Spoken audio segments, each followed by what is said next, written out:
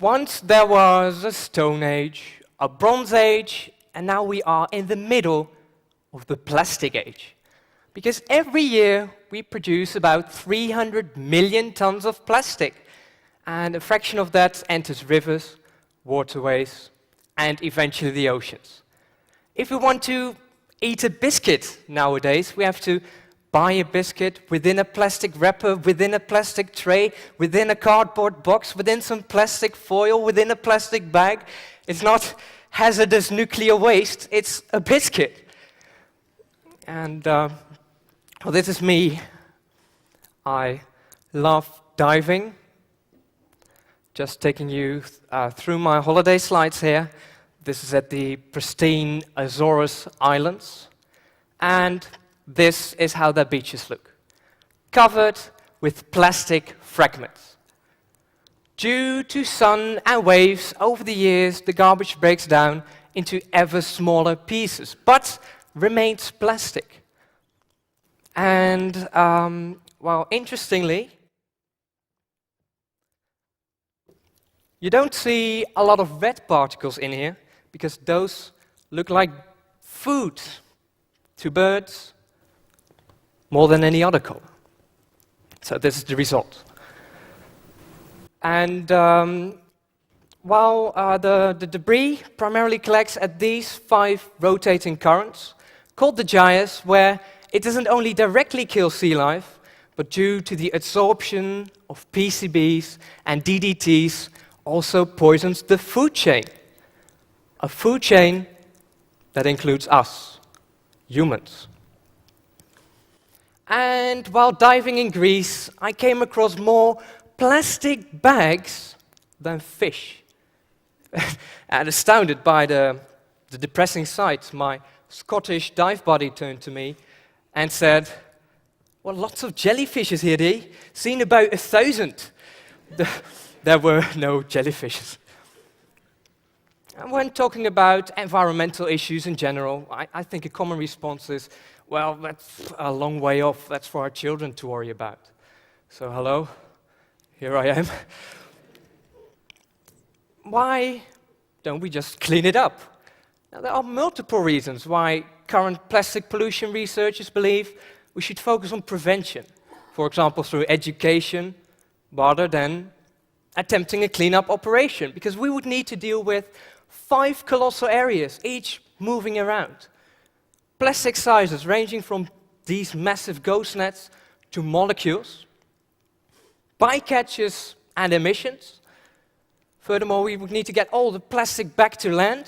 It would need to be financially realistic, and is in fact the total amount of plastic within the gyres unknown. But about a year ago, when I was on my way to the hairdressers, and I must admit, I don't go there often, but I had this little epiphany. I saw even old people throwing rubbish in the water, and I thought, well, some people will just never learn, will they? We'll need a combination of both worlds, and we'll need them soon. So then, I simply used this list of concerns as challenges, and in fact, a week later, as a school assignment, I had the chance to spend a lot of time on a subject of choice together with a friend of mine. And this gave me the perfect opportunity to do new and fundamental research regarding plastic pollution. I then went on holiday to Greece, taking this Mantitrol with me, which is the common device for sampling plastic, and so I had to leave home all my clothes due to low-cost airline weight limit policies. Well, the troll we built, however, is 15 times finer than a regular one.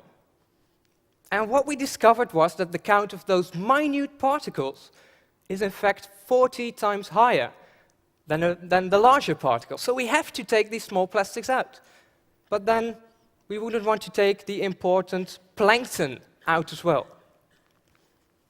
Now, luckily, these could simply be separated using centrifugal forces. However, nobody knew how much G-forces common zooplankton could survive. So we took the troll out again.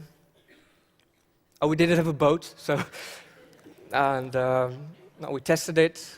And in fact, they can survive over 50 Gs, which is more than enough for successful separation.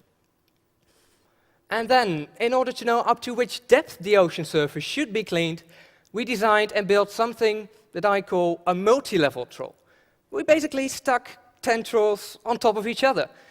And here you can see us testing that on the North Sea. I thought it was a great day. I was the only one who didn't get sick.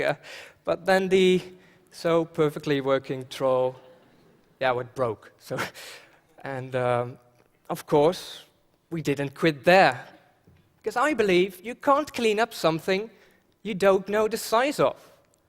I've heard estimations ranging from several 100,000 tons all the way to 100 million tons. But I knew we really needed a better estimate, some scientific data. So then I simply contacted some professors from the universities Delft, Utrecht, and Hawaii, who then actually helped us with determining how much plastic there is in the top layers of the gyres. The result? A whopping 7.25 million tons of extractable plastic in 2020. That's the weight of 1,000 Eiffel Towers floating in the gyres. Now, researcher and in fact discoverer of the Great Pacific Garbage Patch, Charles Moore, estimates it would take 79,000 years to remediate that. However, I believe the Great Pacific Garbage Patch can completely clean itself in just 5 years. And that is a difference of 78,995 years. Well, of course, this is the conventional idea of extracting litter, right? So you have a vessel and a net fishing for plastic.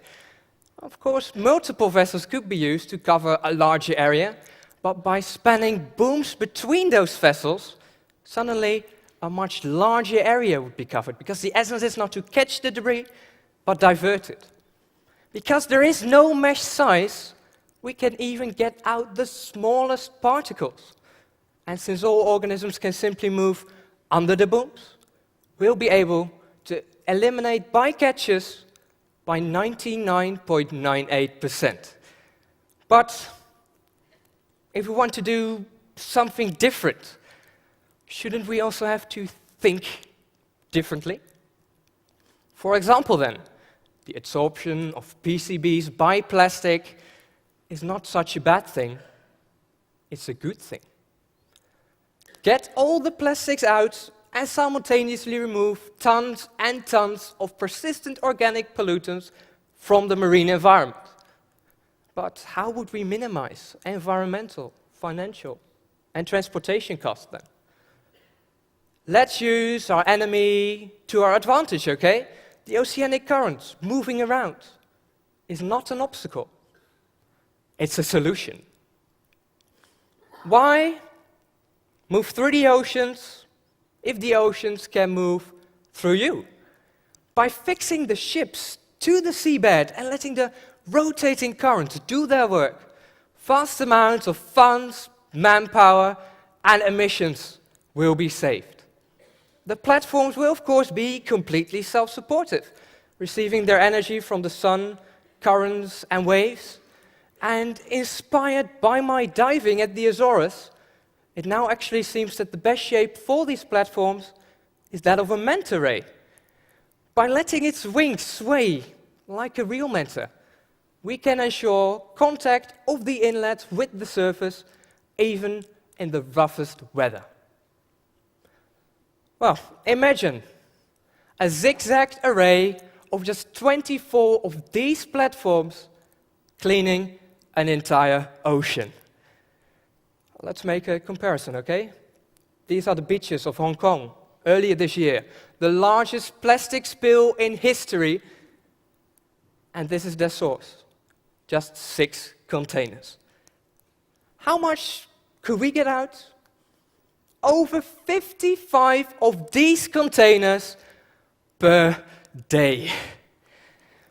Not only is plastic directly responsible for over $1 billion in vessel damages a year, no, the awesome surprise for me was that if we'd sell the plastics retrieved from the 5 gyres, we'd make over $500 million. And this is in fact more than the plan would cost to execute. In other words, it's profitable. But I believe that the key thing is that only if we realize change is more important than money, money will come. And yes, it will be one of the largest environmental rescue operations yet. But we created this mess. Heck, we even invented this new material first before we made this mess. So please, don't tell me we can't clean this up together. Thank you very much.